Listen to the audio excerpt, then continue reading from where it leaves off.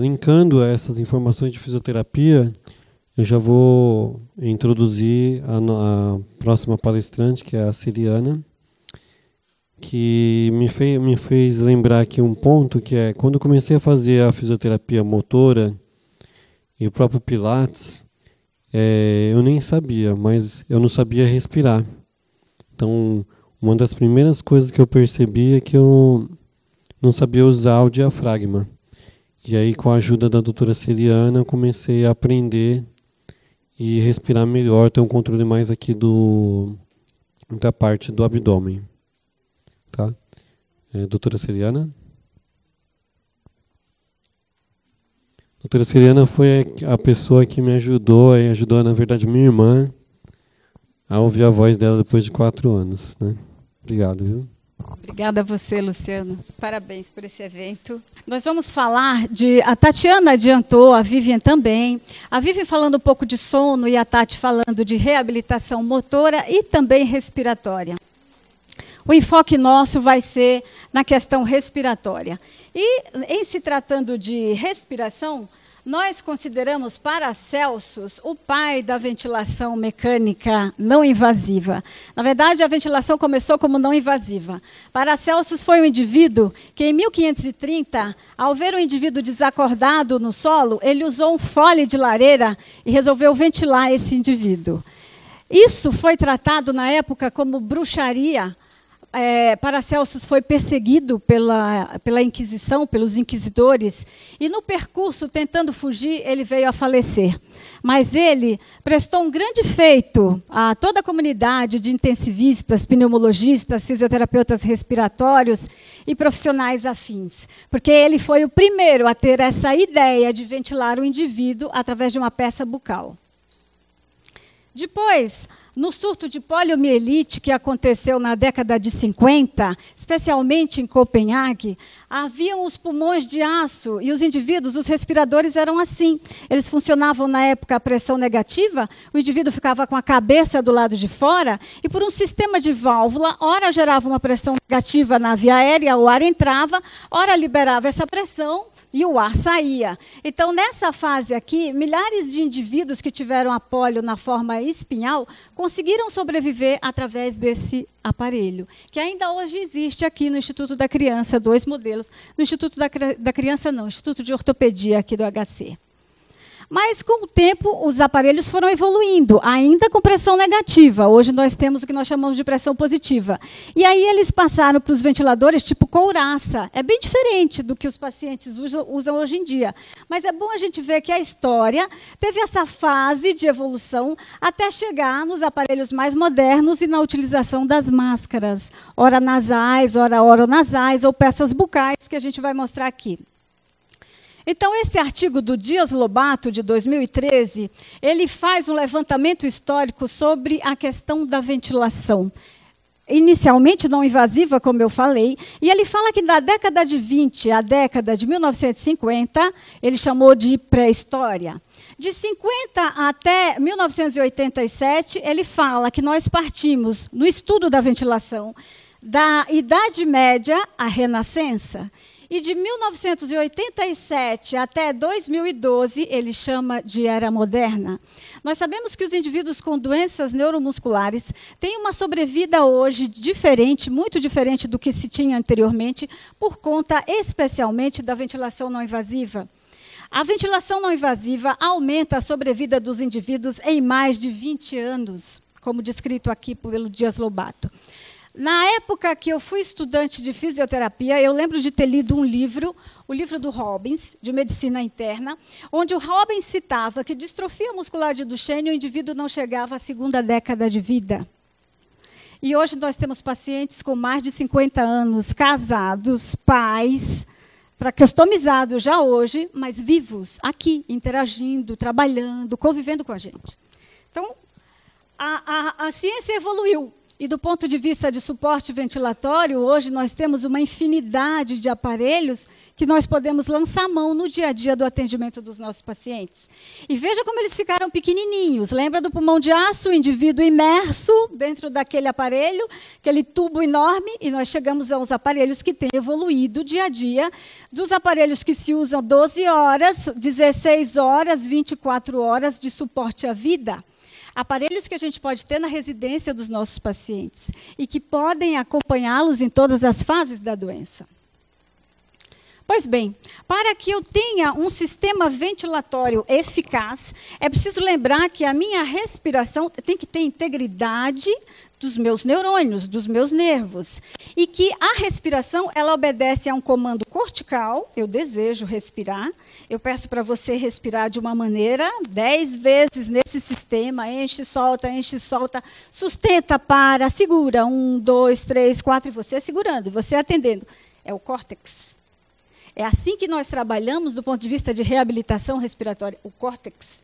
Mas eu não preciso falar para você, Tati, respira. Vai, Tati, de novo você esqueceu. Tati, respira, Tati, você parou.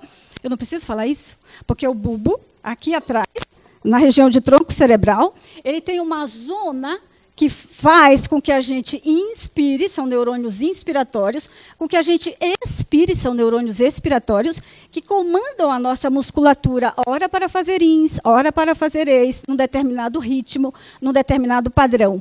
Que é diferente quando eu estou andando, que é diferente quando eu estou sentadinha ouvindo, que é diferente quando eu estou falando, que é diferente quando eu estou correndo, que é diferente de acordo com a minha temperatura. Então, eu recebo informações o tempo todo aqui no meu tronco cerebral, no meu bulbo, dos receptores periféricos, que respondem às variações de oxigênio, dos receptores pulmonares, os J pulmonares, os receptores de distensão, dos receptores dentro dos músculos e articulações, da temperatura do meu corpo, do estado químico do sangue no bulbo, se tem mais CO2, se tem menos CO2, se é para aumentar o padrão, se é para diminuir o padrão, e ainda responde a regiões subcorticais e o córtex, como eu falei. Quer dizer, a respiração é um intrincado, é uma série de informações que chegam do nosso corpo, da nossa periferia e de áreas centrais que comandam a nossa respiração. Pois bem, e tem uma diferença crucial para nós, fisioterapeutas, médicos e profissionais da saúde, quando você trata um indivíduo que tem uma hipoxemia pura, ele tem uma deficiência da oxigenação e ele precisa de um suporte de oxigênio para ser bem ventilado, para ter uma integridade respiratória, e aquele indivíduo que tem um pulmão rígido, um pulmão normal, um parênquima perfeito, com uma diferença alvéolo arterial dentro do normal, mas que, na verdade, ele tem fraqueza da musculatura respiratória. Ele não tem a diafragma, que faz esse pulmão expandir. Ele não tem abdominais e intercostais internos que ajudam a gente a tossir. Então, é uma diferença crucial, e no momento que você vai atender, você profissional de saúde, que está dentro de uma UTI, que está dentro de um pronto-socorro, não é? Ou numa enfermaria, atender um paciente neuromuscular que não precisa, na sua imensa maioria, de suporte de oxigênio, e um outro indivíduo que tem uma pneumonia, que tem uma doença pulmonar obstrutiva crônica, que tem uma asma. Então, você precisa entender que patologia o seu paciente apresenta para efetivamente ventilá-lo.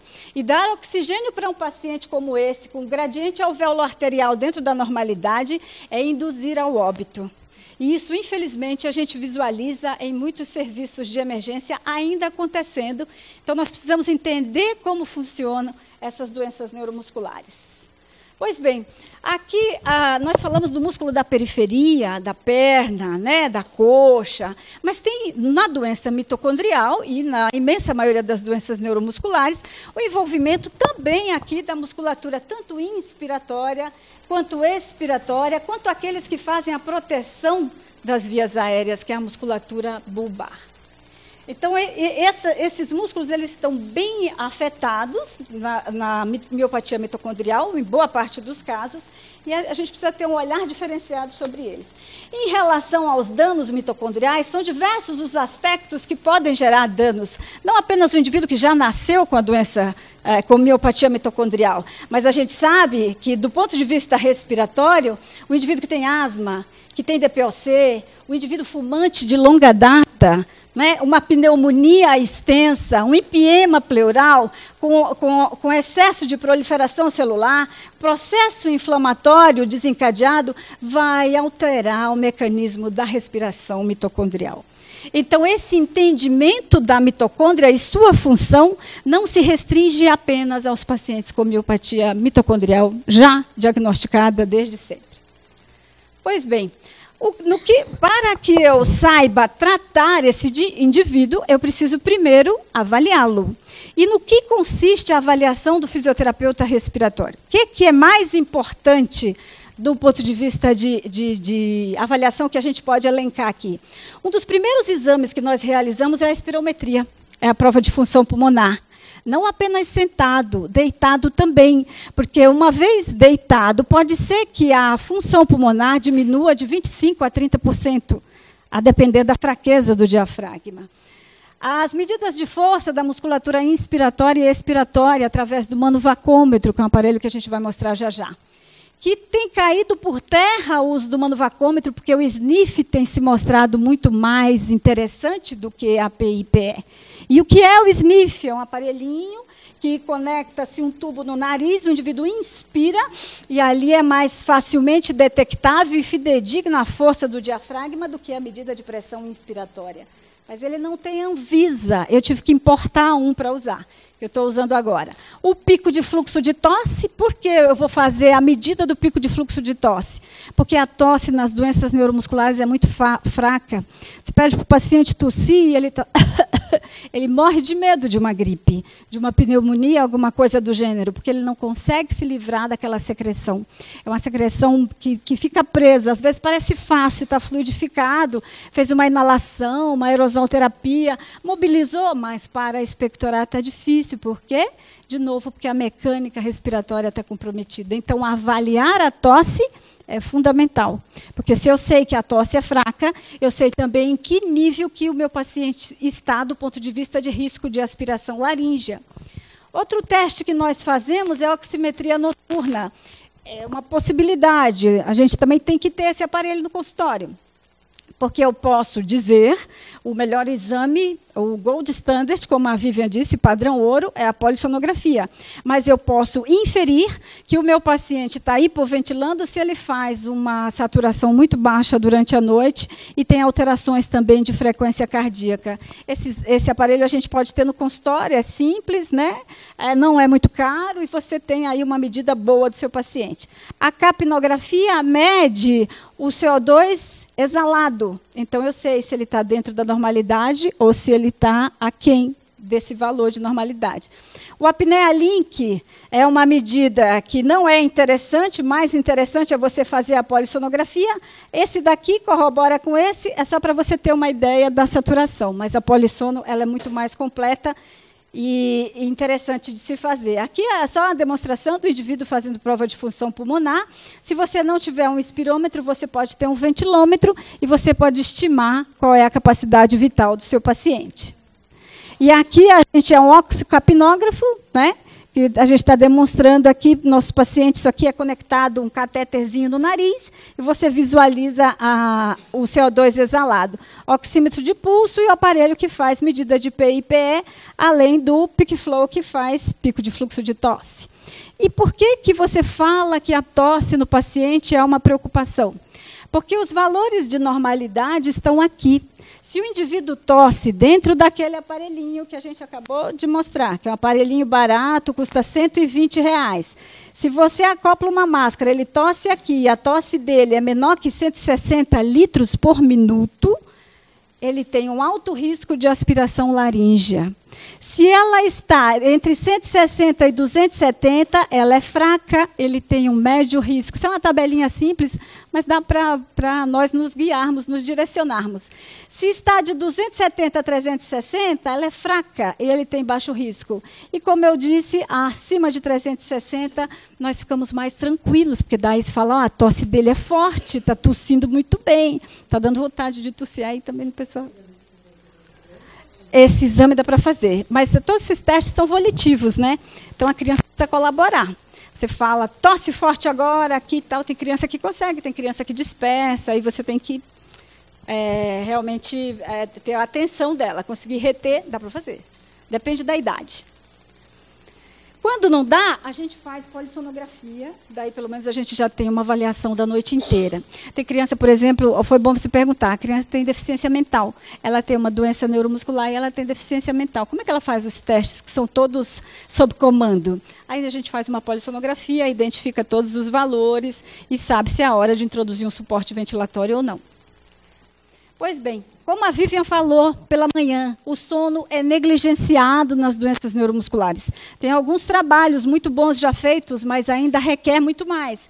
Então, tudo acontece durante o sono. Veja, o indivíduo tem aqui uma doença neuromuscular em vigência, pode ser uma miopatia mitocondrial, pode ser qualquer outra patologia, com uma respiração normal. Acontece que, durante o sono REM, já aparecem as desordens respiratórias, que é aquele sono mais profundo, né?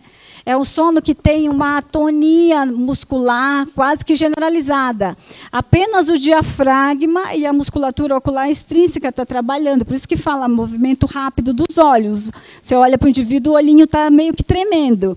O resto é uma lassidão. É um tônus muito diminuído. Pois bem, aqui quando está com uma CVF, uma capacidade vital forçada, medida na espirometria, abaixo de 40% do esperado para ele, a partir do sono REM para o sono não REM, já aparecem essas desordens respiratórias.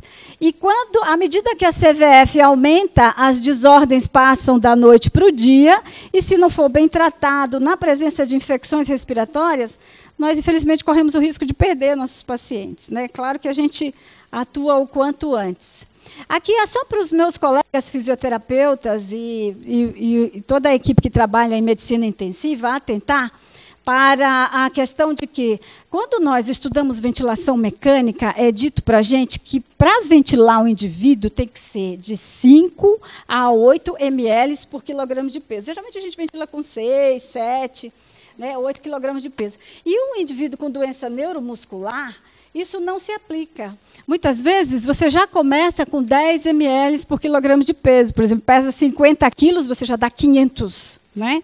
Porque se não dá um volume nesse nível, não consegue expandir essa caixa torácica que está tão restritiva. Então, apenas para lembrar desses aspectos que estão citados nos consensos. Né? Então, quando que eu introduzo o suporte ventilatório no meu paciente? Quando que eu falo, você vai usar BiPAP? BiPAP é nome de marca, é Philips, na verdade é um binível. Quando você vai usar um binível? Quando o indivíduo estiver aqui. A medida da espirometria abaixo de 50% do esperado, nível de oxigenação menor ou igual a 88 por 5 minutos consecutivos e nível de pressão arterial de CO2 maior que 45, além de uma pressão força da musculatura inspiratória menor que 60. Isso está no consenso de 99 e alguns serviços ainda obedecem, mas a gente já coloca bem antes disso. Porque nós não esperamos o nosso paciente chegar em 50% do predito para ventilar. Abaixo de 80%, nós já estamos ventilando. Em geral, a gente fala para o paciente, você está muito bem, mas a gente já quer iniciar uma ventilação, um processo de ventilação com você, de modo que você vá se acostumando, que você vá se adaptando, se chegar o momento de precisar, já está aí bem ventilado, bem assistido. Nós começamos bem antes disso. E assim, qual que é a base do nosso trabalho? Eu tenho que pensar em reexpandir esse pulmão. Essa caixa torácica restritiva que não está tendo sua complacência normal, sua capacidade de expansibilidade normal, não está conseguindo captar o oxigênio de forma satisfatória, distribuir, utilizar e exalar o gás carbônico também a contento. Então, eu preciso trabalhar com exercícios de empilhamento de ar, que na literatura internacional é conhecido como air stuck, mas é isso mesmo, são volumes consecutivos de ar que você oferece a partir de um simples exercício com o ambu. Assistência ventilatória, e aí a gente tem aparelhos de ponta, como o Trilogy, como o Astra, o que a gente mostrou ainda há pouco, e os aparelhos de assistência à tosse, que nós temos esses aqui no mercado. Então, assim, eu expando o pulmão, eu oxigeno melhor, eu favoreço a eliminação do CO2, eu ventilo durante a noite para que ele passe por todas aquelas fases do sono bem, acorde sem fadiga, acorde disposto, acorde ativo. E eu tenho cuidado em relação às infecções respiratórias, eu não deixo acontecer, mantendo o que a gente chama de higiene brônquica. Higienizo, reexpando, ventilo noite. Se precisar usar ventilação durante o dia, também usa durante o dia. Então, eu tenho que ter esse nível de atenção com o meu paciente. A maior dificuldade para os nossos pacientes nem é aceitar um suporte ventilatório. Você fala para o indivíduo, olha, você vai dormir, e eu vou colocar uma máscara no seu rosto, você nunca usou máscara, né? Você vai colocar uma máscara que vai com determinado fluxo que você vai se beneficiar. Tá, tudo bem, esse ar que você está me dando realmente melhora a minha respiração, mas esse negocinho que você quer colocar no meu rosto, né?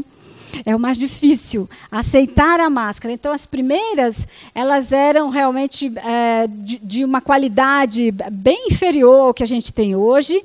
Né? Tem vários modelos, esse daqui é o modelo intraoral, a gente não tem no Brasil, é um estilo lipsil, mas com o passar dos anos, eles foram melhorando, foram fazendo máscaras cada vez mais sofisticadas. E é uma briga dessas empresas, porque elas são importadas. Infelizmente, no Brasil, a gente não tem concorrência para isso, né? Infelizmente. O que onera o preço do material. Mas, assim, elas estão ficando cada vez mais sofisticadas, cada vez mais sensíveis e delicadas, de modo que a pessoa fala, é gostosinho, vai lá que seja, põe aí, vamos ver se eu adapto. E, em geral, em uma semana, a imensa maioria dos nossos pacientes já dorme a noite inteira.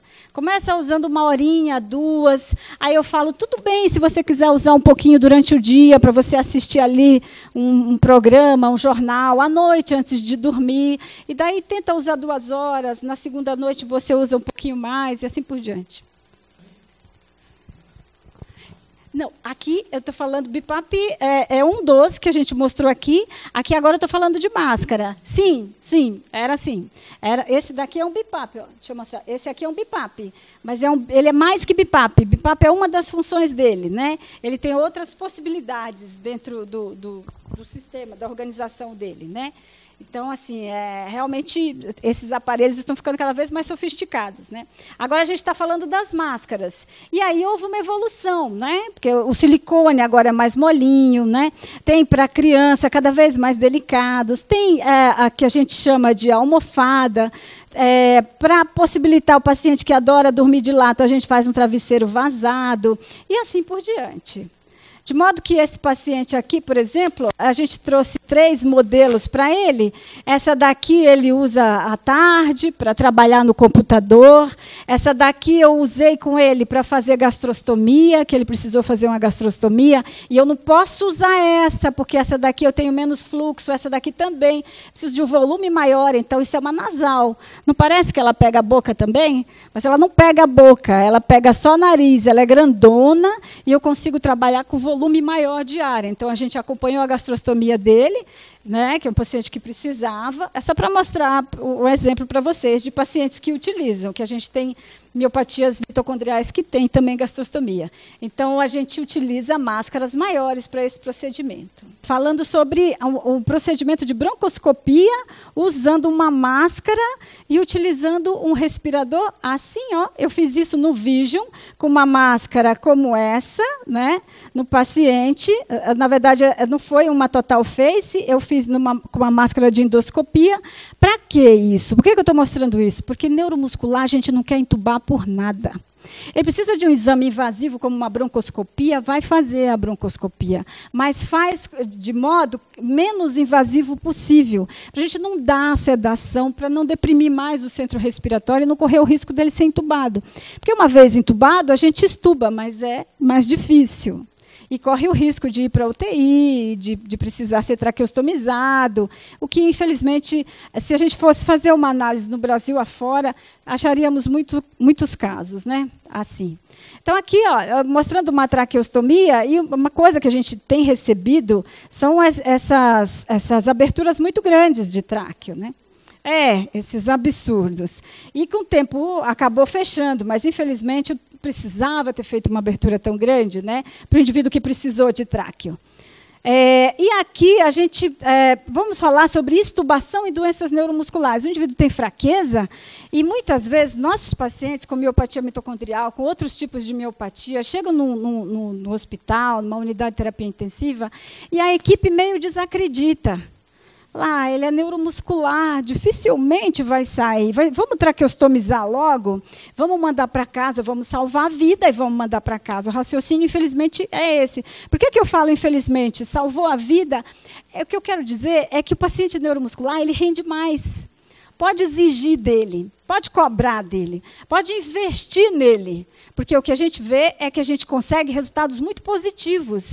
Muitos dos casos que são intubados não necessitariam de intubação. Muitos dos casos que são internados poderiam estar em casa com coffee assist, com assistência ventilatória semanal. Muitos dos casos traqueostomizados e deixados traqueostomizados poderiam ser decanulados e voltar para a sua vida normal. Então, é nesse sentido, a mensagem que eu quero deixar para os profissionais é invista no seu paciente neuromuscular. Para o paciente, para as famílias, não desista, né? Porque a gente tem muito para fazer. Não só do ponto de vista respiratório, como a Tati mostrou e tantos outros mostraram aqui. Esse paciente rende muito, né? É só a gente cobrar um pouco mais dele. Estou vendo meu tempo ali. Muito bem. E decanulação em doenças neuromusculares, em indivíduos que evoluíram para a insuficiência, ela passa pela técnica da insuflação e assuflação mecânica, que é o uso do coffee assist, o aparelho de assistência à tosse, né? Melhora da capacidade vital, a gente consegue também com o coffee assist, com suporte ventilatório. Usa uma peça bucal, que é essa interface que é colocada na boca e não atrita em lugar nenhum no indivíduo. Ele consegue, assim, mais tempo fora do ventilador e, consequentemente, melhora muito a qualidade de vida. Essa é a peça bucal. Isso aqui é o circuito do respirador. O respirador está aqui atrás, né? Ela foi estubada direto para a peça bucal. Alguns casos a gente decanula e passa pela peça bucal. Outros nem precisam. E aqui a história da Viviane, que ela permitiu, por isso que eu vou falar, né? A Vivi, em 2011, ela estava em casa, jantando, né, Vivi? Aí ela teve um engasgo, né? Lembra que eu falei que a tosse é fraca? Nos nossos pacientes, quando está abaixo de 160, preocupa. Se você for profissional, fique atento, né? Seu paciente com tosse muito fraca, a Vivi engasgou, tomando uma sopa. Nesse engasgo, ela não conseguiu reverter aquele desconforto. Ela foi levada para o hospital. Levada para o hospital, ela foi socorrida. Socorrida, pouco tempo depois, ela foi entubada. Entubada, 15 dias de intubação, ela assinou um termo dizendo que permitia tráqueo, porque não conseguiram estubar. Traqueostomizada, ela ficou 1 ano na UTI. Ela já estava traqueostomizada, andando dentro da UTI. Um dos médicos do staff disse, tá tão bem, Viviane, vou trocar essa cânula aí. Vou tirar essa de silicone e vou colocar uma metálica. A Vivi muito fraquinha. Desculpe, antes ela teve uma parada respiratória, por isso ela foi para a UTI. Teve uma segunda parada respiratória, uma medicação que, infelizmente, não deu muito certo, associada a essa tentativa dele de trocar a cânula. A Vivi parou de novo e ela ficou 24 horas sem conseguir enxergar. Ela nos conta a história. 24 horas sem conseguir enxergar. Depois desse episódio, ela também não andou mais. Aí a Vivi regrediu, ficou mais 2 anos, ficou mais 1 ano, 3 anos na UTI. Quando a Vivi teve alta da UTI, ela saiu mais ou menos assim, magrinha, 25 quilos, essa moça, né? E aí foi para casa, removida. O irmão dela, Luciano, conseguiu um home care para ela. A Vivi passou a ser assistida em casa. A equipe estava lá. No final de 2015, nós nos conhecemos, porque o Luciano, eu atendia o Luciano na época, eu estava na RNA, na clínica da Tati. O Luciano me contou a história. Eu falei, eu quero conhecer a sua irmã. Eu quero conhecer, eu vou visitá-la. Vou visitá-la, fui num domingo à tarde lá, o Luciano estava me esperando, fui visitar a Vivi. Quando eu cheguei na casa da Vivi, a Vivi era traqueostomizada e ela ventilava num síncrone, que é um aparelho que não é o ideal, porque é um aparelho que é feito para usar apenas à noite.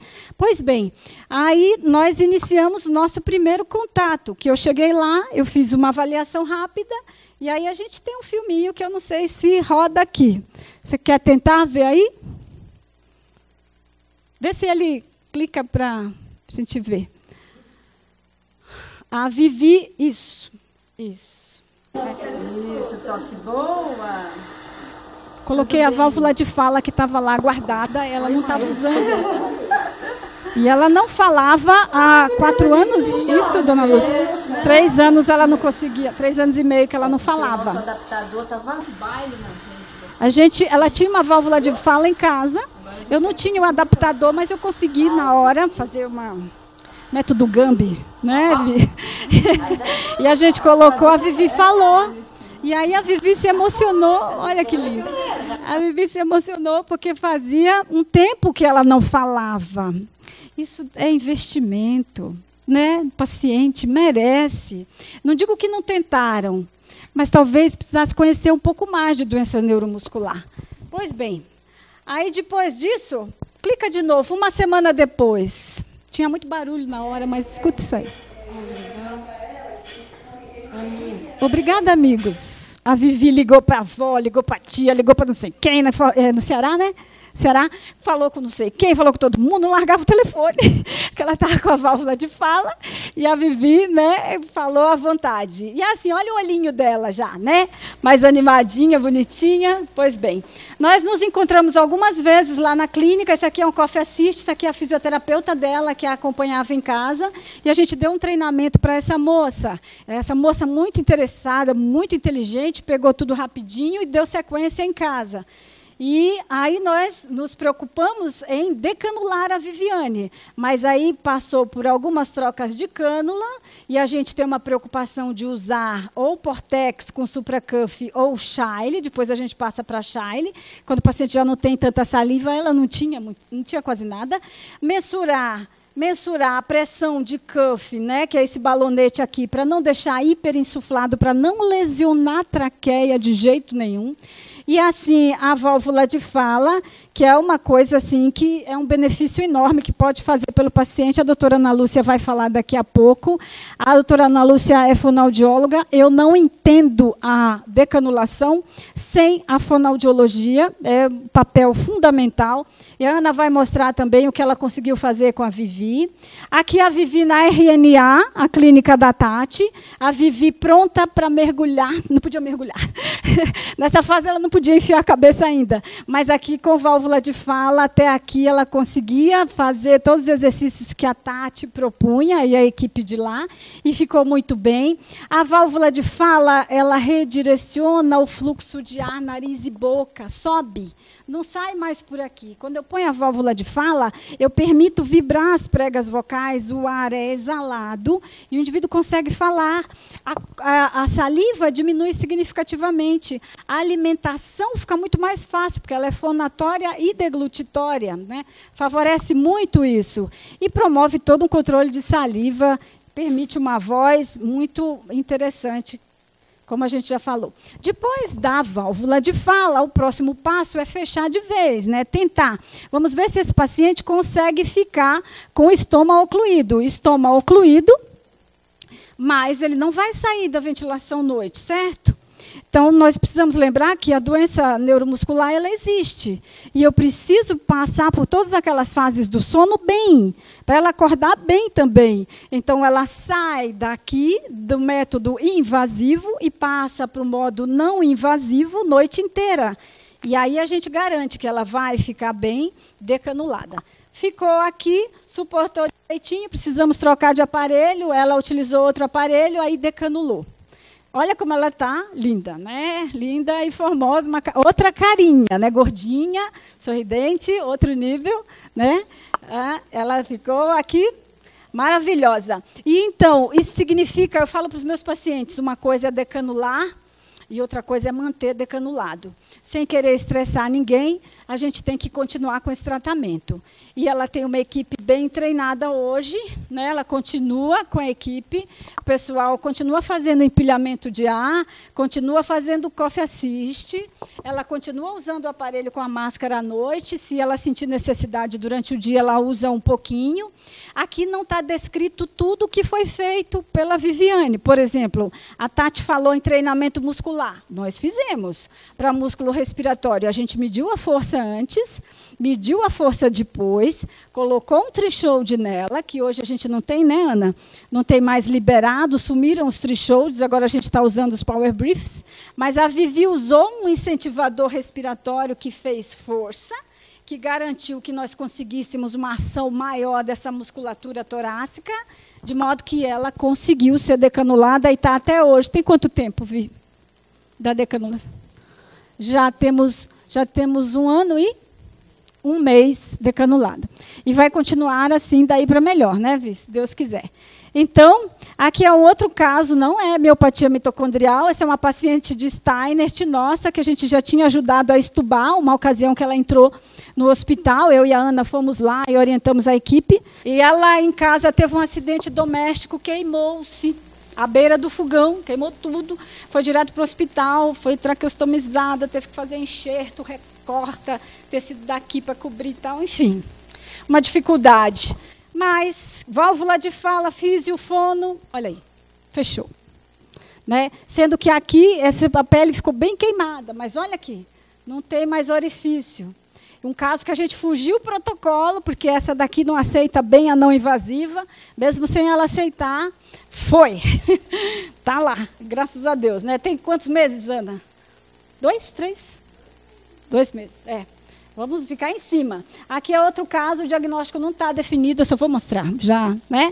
A gente não tem essa preocupação. Que doença que é essa? Né? É neuromuscular, eu não sei qual é doença de fibra, é multifocal, neuropatia multifocal motora. Esclarecer, tudo bem? Fez os testes ventilatórios, apareceu lá no ambulatório. Aí um aluno do doutor Acari olhou, lá no Hospital São Paulo, eu disse, professor, será que essa moça aí que está ficando o dia todo com esse negócio tampado, só usa o aparelho à noite, será que não dá para decanular? Aí eu acabei, eu vou mandar você para uma amiga minha, tá? Eu não faço isso não, mas olha aí, olha ela, o dia que a gente fechou, ela pediu para o médico dela, o cardiologista, que é muito amigo dela, ficar junto, ele ficou junto. Isso deu poucos meses, demorou a fechar, deu uns pontinhos, igual a Vivi, né? Às vezes não fecha tão rápido, onde ela está. Está passeando, está na praia, mudou de casa, está feliz, graças a Deus. É o mínimo que a gente pode fazer pelos nossos pacientes. Um pouco mais de qualidade de vida. Muito obrigada.